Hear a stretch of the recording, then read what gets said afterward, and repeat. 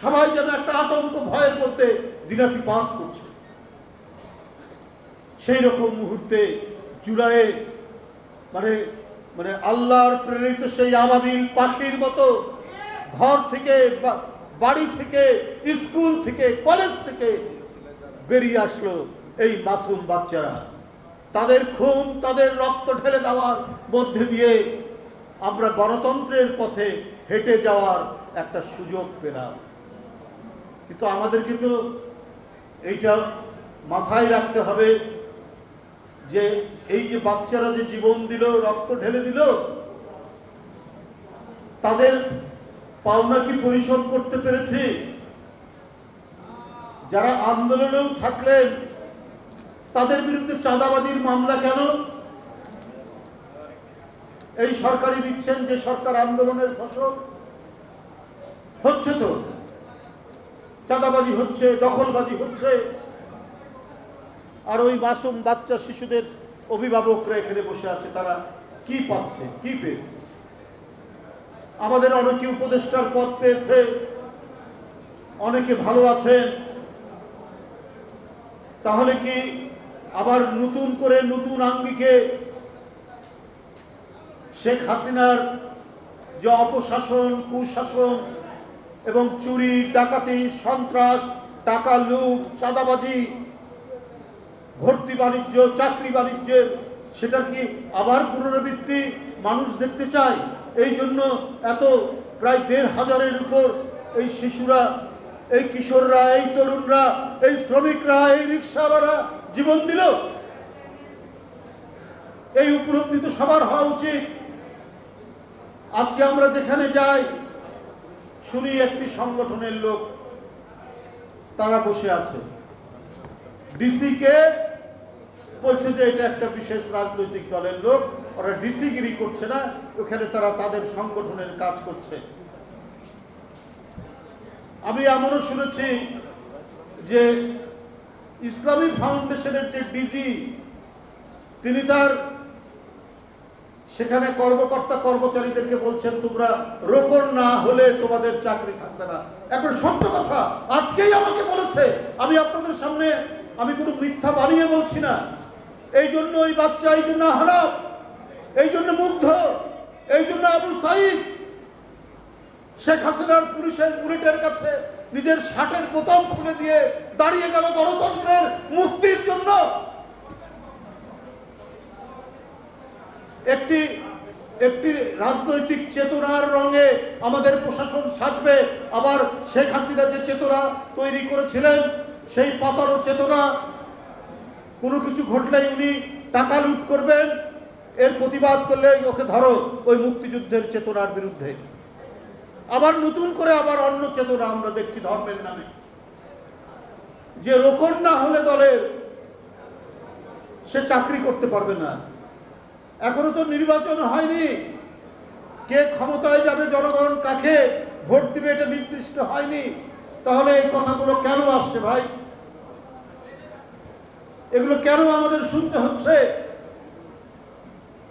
অনেক দপ্তর থেকে, সরকারি দপ্তর থেকে অনেকে আসছেন যে ভাই আমরা কি করব, আমরা যদি ওই দলের সদস্য না হয়, রোকন না হয়, আমরা তো চাকরি করতে পারবে না। শেখ হাসিনার পালিয়ে গেলেও তার ভূত, তার আত্মারা আবার নতুন করে নতুন কায়দায়, নতুন চেতনায় তারাই তো আবার ভর করেছে। এইটার জন্য তো এই ছেলেটা জীবন দেয়নি। আমরা সেই গণতন্ত্র চেয়েছি যে গণতন্ত্রে প্রকৃত এদেশের ভোটাররা ভোট দিয়ে যাকে ইচ্ছা তাকে রাষ্ট্র ক্ষমতায় বসাবে। এই জন্যই আমাদের লড়াই, এই জন্যই ওই স্কুল কলেজের ছেলেরা নিজের রক্ত দিয়েছে, নিজের জীবন দিয়েছে। এখানে এক চেতনাধারী বিদায় নিয়ে আরেক চেতনাধারী ক্ষমতার মধ্যে বসবে। ইউনিভার্সিটিগুলো, বড় বড় ইউনিভার্সিটিগুলো, সেই চেতনাধারীরা, তাদের লোক হতে হবে। তাদের লোক ছাড়া বিশ্ববিদ্যালয়ে কোনো অ্যাপয়েন্টমেন্ট হবে না, বিশ্ববিদ্যালয়ের শিক্ষক হতে পারবে না, কোনো চাকরি হবে না। আবার সেই একমাত্রিক একটি দেশ করার প্রচেষ্টা চলছে, গভীর ষড়যন্ত্র চলছে, গভীর ষড়যন্ত্র। এই ষড়যন্ত্রের জন্য 16 বছর দেশনেত্রী বেগম খালেদা জিয়া লড়াই করেননি। এই জন্যই গোটা দেশকে সংগঠিত করেননি বিএনপির ভারপ্রাপ্ত চেয়ারম্যান তারেক রহমান। দিন রাত কঠোর পরিশ্রমের মধ্যে দিয়ে শুধুমাত্র প্রকৃত গণতন্ত্র, সেখানে ন্যায় বিচার থাকবে, আইনের শাসন থাকবে, সেখানে বিভিন্ন রাজনৈতিক দল, বিভিন্ন মানুষ স্বাধীনভাবে কোনো ভয় ছাড়া, কোনো হুমকি ছাড়া তারা তাদের কথা বলতে পারবে। এটাই প্রকৃত গণতন্ত্র, এটার জন্যই বেগম জিয়ার সংগ্রাম, এটাই জন্য তারেক রহমানের সংগ্রাম।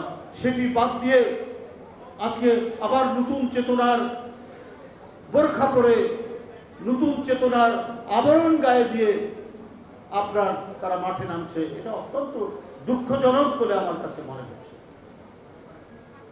এই আমাদের সবাইকে এই ব্যাপারে অত্যন্ত সতর্ক থাকতে হবে। আমরা সেই উন্নততর গণতান্ত্রিক পদ্ধতি অবলম্বন করতে চাই যা পৃথিবীর বিভিন্ন গণতান্ত্রিক দেশে আছে। আদালত থাকবে স্বাধীন, ন্যায় বিচার করবে। কে কোন রাজনৈতিক দলের সদস্য এইটা আদালত দেখবে না। যে অপরাধ করেছে তাকে শাস্তি দেবে, আর যে অপরাধ করেনি তাকে মুক্তি দেবে। এটাই হচ্ছে গণতন্ত্রের প্রকৃতি। নেবে না আইনের শাসন। যে অপরাধ করেছে পুলিশ তাকে ধরবে এবং তাকে আইনের কাছে সোপর্দ করবে। পুলিশ কোনো ক্ষমতাশালী ব্যক্তির কথায়, তার নির্দেশে কাজ করবে না। পুলিশ কাজ করবে তার রেকর্ড দেখে, তার অপরাধের মাত্রা দেখে এবং শান্তি শৃঙ্খলা বজায় রাখার স্বার্থে সে তার নিজের বিবেক দিয়ে কাজ করবে। যদি আবার একমাত্রিক, আবার একদলীয়, আবার অমুক যদি আমার কথা না শুনে, আমার দল না করে, তাহলে সে মুনাফেক, তাহলে সে মুরতাদ, এই কথা বলে দেশের মধ্যে বিভাজন তৈরি করার প্রচেষ্টা চালাবেন না। আমি আর বক্তব্য দীর্ঘায়িত করতে চাই না। আজকে যারা আয়োজন করেছেন এই অনুষ্ঠানে, তাদের প্রত্যেকের প্রতি আমি কৃতজ্ঞতা জানাচ্ছি। ইনশাআল্লাহ ঢাকা কলেজ হচ্ছে সকল মেধাবীদের পড়াশোনার সবচেয়ে বড় আলমা ম্যাটার। আলমা ম্যাটার হচ্ছে এই ঢাকা বিশ্ববিদ্যালয়। সমস্ত মেধাবী ছেলেরা এখানে আসেন সারা বাংলাদেশ থেকে। তারা আজকে সমাজের প্রতিটি ক্ষেত্রে, প্রশাসনের প্রতিটি ক্ষেত্রে তারা নেতৃত্ব দিচ্ছেন।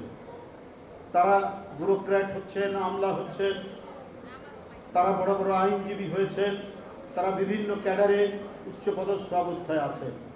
আমার সবার প্রতি অনুরোধ, সবাই অত্যন্ত ন্যায়, নিষ্ঠা, সততার সাথে কাজ করলে আমার মনে হয় এই দেশে হাসিনার মতো আর কোনো ভয়ঙ্কর ফ্যাসিস্টের জন্ম নেবে না, আবার নতুন করে কোনো ফ্যাসিস্টের উত্থান ঘটবে না। যদি প্রত্যেকে আমরা আমাদের দায়িত্ব নিয়ে কাজ করি, আমরা যদি আইনসঙ্গতভাবে চলি, আমরা যদি একে অপরের প্রতি পরমত সহিষ্ণুতা থাকে, এই পরমত সহিষ্ণুতা নিয়ে যদি চলি, আমরা একে অপরের চিন্তাকে রেসপেক্ট করার, শ্রদ্ধা করার যদি মনোবৃত্তি তৈরি হয়, তাহলেই প্রকৃত গণতন্ত্র, চিরায়ত গণতন্ত্র টিকে থাকবে। এই বলেই আমার বক্তব্য শেষ করছি। ধন্যবাদ।